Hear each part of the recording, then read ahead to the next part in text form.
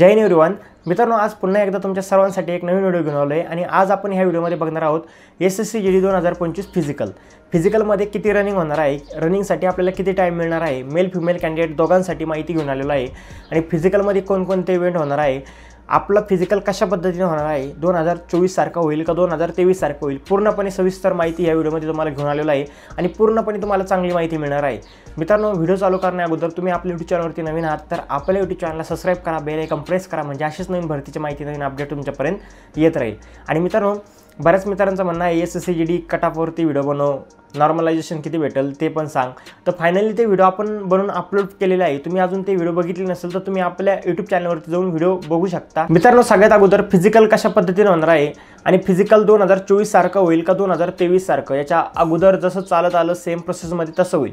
तर मित्रांनो, आपल्या SSC GDचं 2025चं जे फिजिकल आहे हे सगळं 2024 सारखं होणार आहे। सेम SSCने जो पॅटर्न फॉलो केला त्यालाच पुढे घेऊन चालणार आहे, म्हणजे सेम तसंच होणार आहे आपलं फिजिकल। आता 2024 मध्ये फिजिकल कसं झालं बघा, 2024 मध्ये फिजिकल आपलं SSC GDचं एक्झाम झाला, आन्सर की आली, त्यानंतर डायरेक्टली रिझल्ट लागला, बरोबर। आणि रिझल्ट लागल्यानंतर मित्रांनो फिजिकल स्टार्ट झाली, फिजिकल झाले तुमचं लगेच तिथं मेडिकल झालं आणि मेडिकल झाल्यानंतर डायरेक्टली फायनल मेरिट लागलं, फायनल मेरिटमध्ये लगेच तुमची जॉईनिंग, म्हणजे अशा पद्धतीनं फिजिकल झालं। 2023, 19, 22 याच्यामध्ये कसं झालं मित्रांनो, याच्यामध्ये तुमचे 3 मेरिट लागत होते, आता 2024 पासून फक्त 2 मेरिट लागत आहेत। सेम तसंच प्रोसेस फॉलो होणार आहे 2025 मध्ये। मित्रांनो, आपले SSC GDचे जे फिजिकल राहतील त्यावरती पण आपण फिजिकल कधी होणार आहे, आपला रिझल्ट कधी लागणार आहे त्यावरती ऑलरेडी व्हिडिओ बनवलेला आहे, तुम्ही आपल्या चॅनलवरती जाऊन ते बघू शकता। आपले SSC GDचे जे फिजिकल आहे मित्रांनो हे मेच्या लास्टला जाऊ शकतात किंवा जून महिन्यामध्ये पण जाऊ शकतात। जर व्हॅकन्सी इन्क्रीज झाल्या तर थोडासा टाइम पण लागू शकतो फिजिकलसाठी, पण SSC ज्या प्रोसेसने, ज्या फास्ट प्रोसेसने काम करत आहे तर नक्कीच आपले लवकरात लवकर येत्या 2-3 महिन्यामध्ये फिजिकल स्टार्ट होणार आहे मित्रांनो। त्यामुळे तुमची तयारी चांगली जोरात चालू ठेवा। आता सगळ्यात इम्पॉर्टंट म्हणजे आपलं फिजिकलमध्ये कोणकोणते इव्हेंट होणार आहे मित्रांनो। SSC GDच्या फिजिकलमध्ये मित्रांनो फक्त आपल्याला एकच इव्हेंट असतो, ते पण आपलं 5 किलोमीटर रनिंग मेल कॅन्डिडेटसाठी। आता मेल फिमेल कॅन्डिडेटसाठी आपण सगळ्यात अगोदर मेल कॅन्डिडेटसाठी बघू। 5 किलोमीटर रनिंग असते, तुम्हाला 24 मिनिटामध्ये ती 5 किलोमीटर रनिंग तुम्हाला कव्हर करायची असते।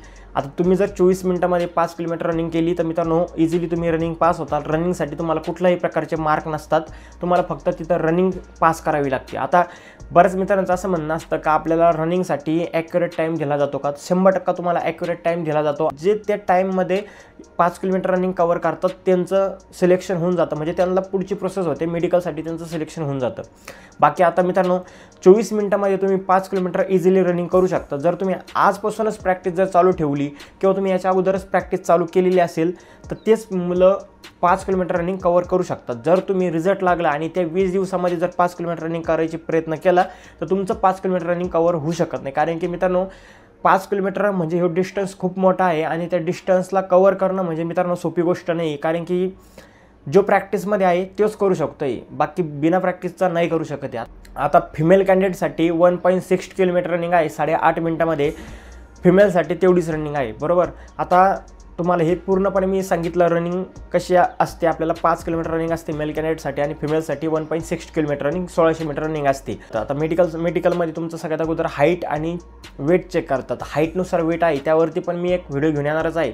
जर तुमचा हाईटनुसार वेट नसेल मित्रांनो तर तुम्हाला तिथं ओव्हरवेटमध्ये बाहेर केलं जातं किंवा कमी वेटमध्ये तुम्हाला बाहेर केलं जातं। आता बाकी त्या वेटवरती एक जर व्हिडिओ पाहिजे असेल तुम्हाला हाईटनुसार तर तुम्ही फक्त एक हाईट म्हणून असे कमेंट टाईप करून द्या, तुम्हाला तो लगेच व्हिडिओ मिळून जाईल आपल्या येत्या 2 ते 3 दिवसामध्ये।